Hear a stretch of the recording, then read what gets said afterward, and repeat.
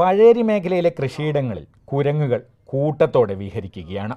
കർഷകരുടെ കണ്ണ് തെറ്റിയാൽ വിളകൾ മുഴുവൻ നശിപ്പിക്കും. കർഷകനായ AC തോമസ് വീട്ടിലില്ലാതിരുന്ന സമയത്ത് വലിയ നാശനഷ്ടമാണ് കൃഷിയിടത്തിൽ കുരങ്ങുകൾ ഉണ്ടാക്കിയത്. 200ഓളം കരിക്കുകൾ പറിച്ചെറിഞ്ഞു. വനം വകുപ്പിനെ വിവരമറിയിച്ചിട്ടും ഇടപെടലുണ്ടായില്ലെന്ന് തോമസ് പറയുന്നു. അർഹമായ നഷ്ടപരിഹാരം ലഭിച്ചില്ലെങ്കിൽ വനംവകുപ്പ് ഓഫീസിന് മുന്നിൽ നിരാഹാര സമരം തുടങ്ങാനാണ് കർഷകന്റെ തീരുമാനം. എല്ലാവരും ബാങ്ക് വായ്പ എടുത്ത് എല്ലാ നടപടിയിലേക്കും അടയ്ക്കാന്ന് പറയുന്ന സാധനമില്ല, കുരുമുളകില്ല, കാപ്പിയില്ല.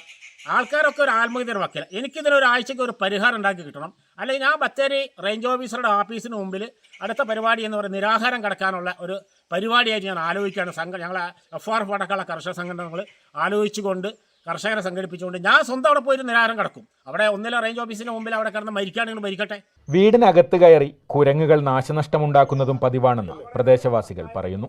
കുരങ്ങുകളെ പിടിച്ചുകൊണ്ടുപോകാൻ നടപടിയുണ്ടായില്ലെങ്കിൽ ശക്തമായ പ്രക്ഷോഭത്തിനൊരുങ്ങുകയാണ് നാട്ടുകാർ. മാതൃഭൂമി ന്യൂസ്, വയനാട്.